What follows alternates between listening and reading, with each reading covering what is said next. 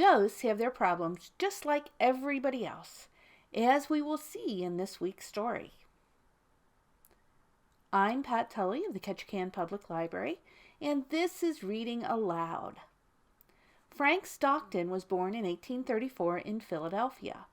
He's best known as a writer of funny stories for children, and his story, The Lady or the Tiger, was once a staple of the high school English curriculum. Today's story is The Transferred Ghost by Frank R. Stockton. Let's get started. The country residence of Mr. John Hinkman was a delightful place to me for many reasons. It was the abode of a genial, though somewhat impulsive, hospitality. It had broad, smooth-shaven lawns and towering oaks and elms. There were bosky shades at several points, and not far from the house there was a little rill spanned by a rustic bridge with the bark on. There were fruits and flowers, pleasant people, chess, billiards, rides, walks, and fishing. These were great attractions, but none of them, nor all of them together, would have been sufficient to hold me to the place very long. I had been invited for the trout season, but should probably have finished my visit early in the summer had it not been that upon fair days, when the grass was dry and the sun was not too hot, and there was but little wind, there strolled beneath the lofty elms, or passed lightly through the bosky shades, the form of my Madeline. This lady was not, in very truth, my Madeline. She had never given herself to me, nor had I in any way acquired possession of her. But as I considered her possession the only sufficient reason for the continuance of my existence, I called her, in my reveries, mine. It may have been that I would not have been obliged to confine the use of this possessive pronoun to my reveries had I confessed the state of my feelings to the lady. But this was an unusually difficult thing to do. Not only did I dread, as almost all lovers dread, taking the step which would in an instant put an end to that delightful season which may be termed the ante-interrogatory period of love, and which might at the same time terminate all intercourse or connection with the object of my passion. But I was also dreadfully afraid of John Hinkman. This gentleman was a good friend of mine, but it would have required a bolder man than I was at the time to ask him for the gift of his niece, who was the head of his household and, according to his own frequent statement, the main prop of his declining years. Had Madeline acquiesced in my general views on the subject, I might have felt encouraged to open the matter to Mr. Hinkman. But, as I said before, I had never asked her whether or not she would be mine. I thought of these things at all hours of the day and night, particularly the latter. I was lying awake one night in the great bed in my spacious chamber, when, by the dim light of the new moon, which partially filled the room, I saw John Hinkman standing by a large chair near the door. I was very much surprised at this for two reasons. In the first place, my host had never before come into my room, and in the second place, he had gone from home that morning, and had not expected to return for several days. It was for this reason that I had been able that evening to sit much later than usual with Madeline on the moonlit porch. The figure was certainly that of John Hinkman in his ordinary dress, but there was a vagueness and indistinctness about it which was presently assured me that it was a ghost. Had the good old man been murdered, and had his spirit come to tell me of the deed, and to confide to me the protection of his dear— My heart fluttered at what I was about to think, but at this instant the figure spoke. "Do you know," he said, with a countenance that indicated anxiety, "if Mr. Hinkman will return tonight?" I thought it well to maintain a calm exterior, and I answered, "We do not expect him." "I am glad of that," said he, sinking into the chair by which he stood. "During the 2 years and a half that I have inhabited this house, that man has never before been away for a single night. You can't imagine the relief it gives me." As he spoke, he stretched out his legs and leaned back in the chair. His form became less vague, and the colors of his garments more distinct in evidence, while an expression of gratified relief succeeded to the anxiety of his countenance. 2 years and a half, I exclaimed. I don't understand you. It is fully that length of time, said the ghost, since I first came here. Mine is not an ordinary case. But before I say anything more about it, let me ask you again if you are sure Mr. Hinckman will not return tonight. I am as sure of it as I can be of anything, I answered. He left today for Bristol, 200 miles away. Then I will go on, said the ghost, for I am glad to have the opportunity of talking to someone who will listen to me. But if John Hinckman should come in and catch me here, I should be frightened out of my wits. This is all very strange, I said, puzzled greatly by what I had heard. Are you the ghost of Mr. Hinckman? This was a bold question, but my mind was so full of other emotions that there seemed to be no room for that of fear. Yes, I'm his ghost, my companion replied, and yet I have no right to be. And this is what makes me so uneasy and so much afraid of him. It is a strange story, and I truly believe without precedent. 2 years and a half ago, John Hinckman was dangerously ill in this very room. At one time, he was so far gone that he was really believed to be dead. It was in consequence of too precipitous a report in regard to this matter that I was, at the time, appointed to be his ghost. Imagine my surprise and horror, sir, when, after I accepted the position and assumed its responsibilities, that old man revived, became convalescent, and eventually regained his usual health. My situation was now one of extreme delicacy and embarrassment. I had no power to return to my original unembodiment, and I had no right to be the ghost of a man who was not dead. I was advised by my friends to quietly maintain my position, and was assured that, as John Hinckman was an elderly man, that it could not be long before I could rightfully assume the position for which I had been selected. But I tell you, sir, he continued with animation, the old fellow seems as vigorous as ever, and I have no idea how much longer this annoying state of things will continue. I spend my time trying to get out of that old man's way. I must not leave this house, and he seems to follow me everywhere. I tell you, sir, he haunts me. That is truly a queer state of things, I remarked. But why are you afraid of him? He couldn't hurt you. Of course he couldn't, said the ghost, but his very presence is a shock and a terror to me. Imagine, sir, how you would feel if my case were yours. I could not imagine such a thing at all. I simply shuddered. And if one must be a wrongful ghost at all, the apparition continued, it would be much pleasanter to be the ghost of some man other than John Hinckman. There is in him an irascibility of temper accompanied by a facility of invective which is seldom met with. And what would happen if he were to see me and find out, as I'm sure he would, how long and why I had inhabited his house, I can scarcely conceive.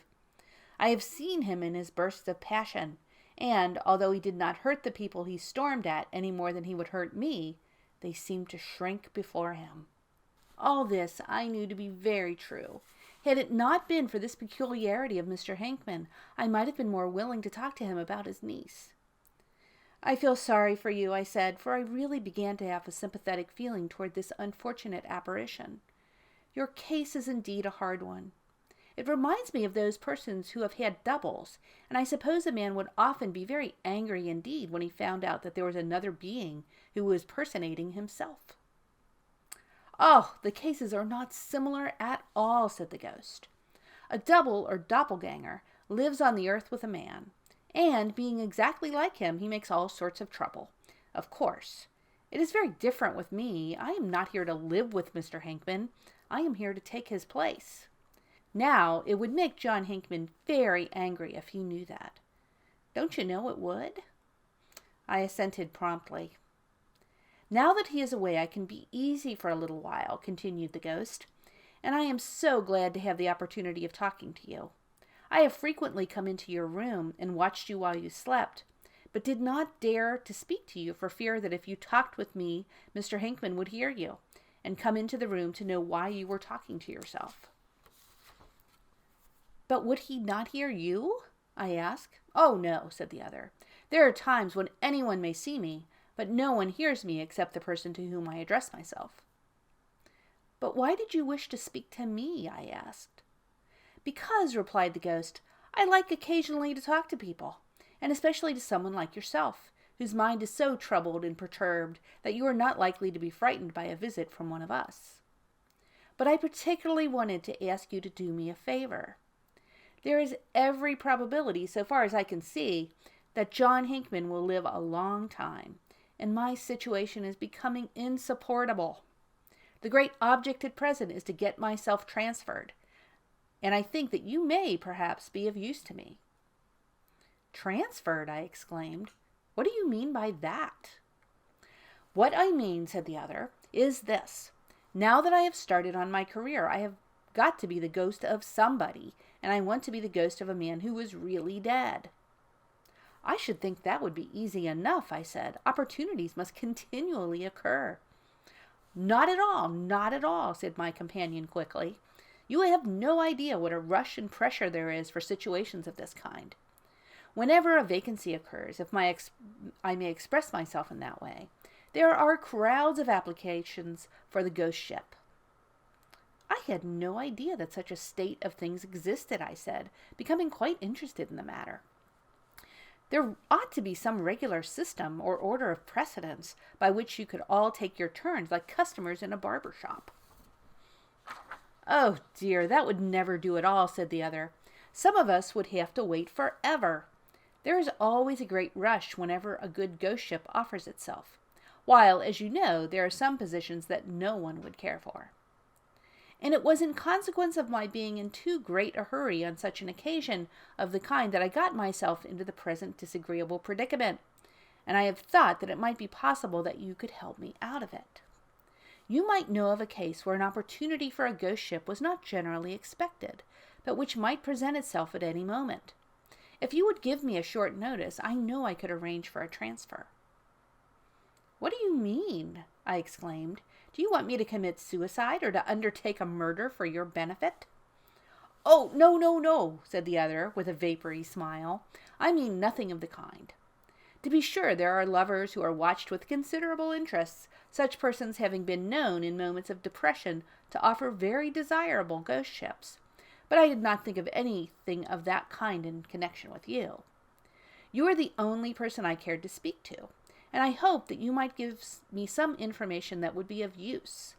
And in return, I shall be very glad to help you in your love affair." "You seem to know that I have such an affair," I said. "Oh, yes," replied the other with a little yawn. "I could not be here so much as I have been without knowing all about that." There was something horrible in the idea of Madeline and myself having been watched by a ghost, even perhaps when we wandered together in the most delightful and bosky places. But then this was quite an exceptional ghost, and I could not have the objections to him which would ordinarily arise in regard to beings of his class. "I must go now," said the ghost, rising, "but I will see you somewhere tomorrow night. And remember, you help me, and I'll help you." I had doubts the next morning as to the propriety of telling Madeline anything about this interview, and soon convinced myself that I must keep silent on the subject. If she knew there was a ghost about the house, she would probably leave the place instantly. I did not mention the matter, and so regulated my demeanor that I am quite sure Madeline never suspected what had taken place. For some time I had wished Mr. Hinckman would absent himself for a day, at least, from the premises. In such case I thought I might more easily nerve myself up to the point of speaking to Madeline on the subject of our future collateral existence. And now that the opportunity for such speech had really occurred, I did not feel ready to avail myself of it. What would become of me if she refused me? I had an idea, however, that the lady thought that, if I were going to speak at all, this was the time. She must have known that certain sentiments were afloat within me, and she was not unreasonable in her wish to see the matter settled one way or the other. but I did not feel like taking a bold step in the dark. If she wished me to ask her to give herself to me, she ought to offer me some reason to suppose that she would make the gift. If I saw no probability of such generosity, I would prefer that things should remain as they are. That evening, I was sitting with Madeline in the moonlit porch. It was nearly 10 o'clock, and ever since supper time I had been working myself up to the point of making an avowal of my sentiments. I had not positively determined to do this, but wished gradually to reach the proper point, when, if the prospect looked bright, I might speak. My companion appeared to understand the situation. At least I imagined that the nearer I came to a proposal, the more she seemed to expect it. It was certainly a very critical and important epoch in my life. If I spoke, I should make myself happy or miserable forever. And if I did not speak, I had every reason to believe that the lady would not give me another chance to do so. Sitting thus with Madeline, talking a little and thinking very hard over these momentous matters, I looked up and saw the ghost, not a dozen feet away from us. He was sitting on the railing of the porch, one leg thrown up before him, the other dangling down as he leaned against a post. He was behind Madeline, but almost in front of me as I sat facing the lady. It was fortunate that Madeline was looking out over the landscape, for I must have appeared very startled. The ghost had told me that he would see me sometime this night, but I did not think he would make his appearance when I was in the company of Madeline. If she should see the spirit of her uncle, I could not answer for the consequences. I made no exclamation, but the ghost evidently saw that I was troubled. "Don't be afraid," he said. "I shall not let her see me, and she cannot hear me unless I address myself to her, which I do not intend to do." I suppose I looked grateful. "So you need not trouble yourself about that," the ghost continued, "but it seems to me that you are not getting along very well with your affair. If I were you, I should speak out without waiting any longer. You will never have a better chance. You are not likely to be interrupted, and, so far as I can judge, the lady seems disposed to listen to you favorably. That is, if she ever intends to do so. There is no knowing when John Hinckman will go away again, certainly not this summer. If I were in your place, I should never dare to make love to Hinckman's niece if he were anywhere about the place. If he should catch anyone offering himself to Miss Madeline, he would then be a terrible man to encounter." I agreed perfectly to all this. "I cannot bear to think of him," I ejaculated aloud. "Think of whom?" asked Madeline, turning quickly toward me. Here was an awkward situation.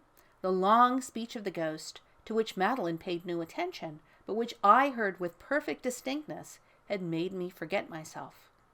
It was necessary to explain quickly.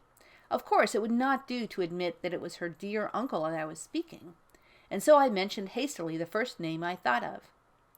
"Mr. Villars," I said.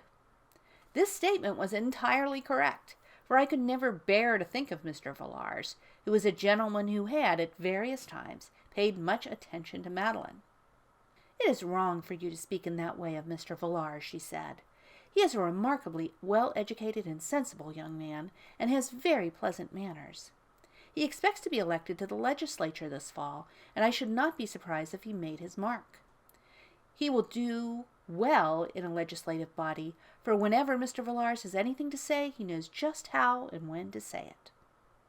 This was spoken very quietly, and without any show of resentment, which was all very natural, for if Madeline thought at all favorably of me, she could not feel displeased that I should have disagreeable emotions in regard to a possible rival.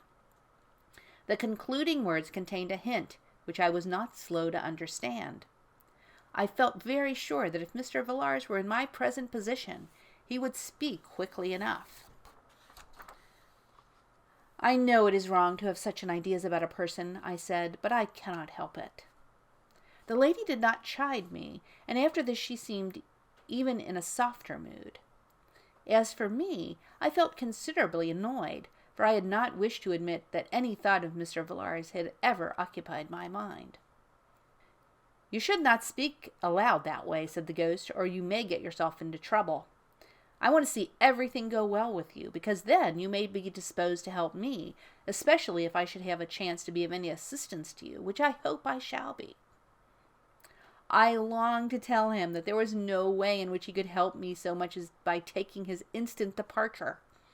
To make love to a young lady with a ghost sitting on the railing nearby, and that ghost the apparition of a much-dreaded uncle, the very idea of whom in such a position and at such a time made me tremble, was a difficult, if not an impossible thing to do. But I forbore to speak, although I may have looked my mind. I suppose, continued the ghost, that you have not heard anything that might be of advantage to me. Of course I am very anxious to hear, but if you have anything to tell me, I can wait until you are alone. I will come to you tonight in your room, or I will stay here until the lady goes away. You need not wait here, I said. I have nothing at all to say to you. Madeline sprang to her feet, her face flushed and her eyes ablaze. Wait here, she cried. What do you suppose I am waiting for? Nothing to say to me, indeed. I should think so. What should you have to say to me? Madeline, I exclaimed, stepping toward her, let me explain. But she had gone. Here was the end of the world for me. I turned fiercely to the ghost. Wretched existence, I cried. You have ruined everything. You have blackened my whole life. Had it not been for you— But here my voice faltered. I could say no more. You wrong me, said the ghost. I have not injured you. I have tried only to encourage and assist you, and it is your own folly that has done this mischief. But do not despair. Such mistakes as these can be explained. Keep up a brave heart. Goodbye. And he vanished from the railing like a bursting soap bubble. I went gloomily to bed, but I saw no apparitions that night except those of despair and misery which my wretched thoughts called up. The words I had uttered had sounded to Madeline like the basest insult. Of course, there was only one interpretation she could put upon them. As to explaining, that was impossible. I thought the matter over and over again as I lay awake that night, and I determined that I would never tell Madeline the facts of the case. It would be better for me to suffer all my life than for her to know that the ghost of her uncle haunted the house. Mr. Hinckman was away, and if she knew of his ghost, she could not be made to believe that he was not dead. She might not survive the shock. No, my heart could bleed, but I would never tell her. The next day was fine, neither too cool nor too warm. The breezes were gentle, and nature smiled. But there were no walks or rides with Madeline. She seemed to be much engaged during the day, and I saw but little of her. When we met at meals she was polite, but very quiet and reserved. She had evidently determined on a course of conduct, and had resolved to assume that, although I had been very rude to her, she did not understand the import of my words. It would be quite proper, of course, for her not to know what I meant by my expressions of the night before. I was downcast and wretched, but said little, and the only bright streak across the black horizon of my woe was the fact that she did not appear to be happy, although she affected an air of unconcern. The moonlit porch was deserted that evening, but wandering about the house I found Madeline in the library alone. She was reading, but I went in and sat down near her. I felt that, although I could not do so fully, I must in a measure explain my conduct of the night before. She listened quietly to a somewhat labored apology I made for the words I had used. I have not the slightest idea what you meant, she said, but you were very rude. I earnestly disclaimed any intention of rudeness, and assured her, with a warmth of speech that must have made some impression upon her, that rudeness to her would be an action impossible to me. I said a great deal upon the subject, and implored her to believe that if it were not for a certain obstacle, I could speak to her so plainly that she would understand everything. She was silent for a time, and then she said, rather more kindly, I thought, than she had spoken before, "Is that obstacle in any way connected with my uncle?" "Yes," I answered with a little hesitation. "It is, in a measure, connected with him." She made no answer to this, and sat looking at her book, but not reading. From the expression of her face, I thought she was somewhat softened toward me. She knew her uncle as well as I did, and she may have been thinking that, if he were the obstacle that prevented my speaking, and there were many ways in which he might be that obstacle, my position would be such a hard one that it would excuse some wildness of speech and eccentricity of manner.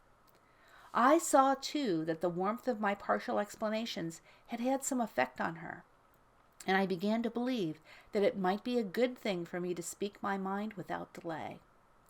No matter how she should receive my proposition, my relations with her could not be worse than they had been the previous night and day, and there was something in her face which encouraged me to hope that she might forget my foolish exclamations of the evening before if I began to tell her my tale of love. I drew my chair a little nearer to her, and as I did so the ghost burst into the room from the doorway behind her. I say burst, although no door flew open and he made no noise. He was wildly excited and waved his arms above his head. The moment I saw him, my heart fell within me. With the entrance of that impertinent apparition, every hope fled from me. I could not speak while he was in the room.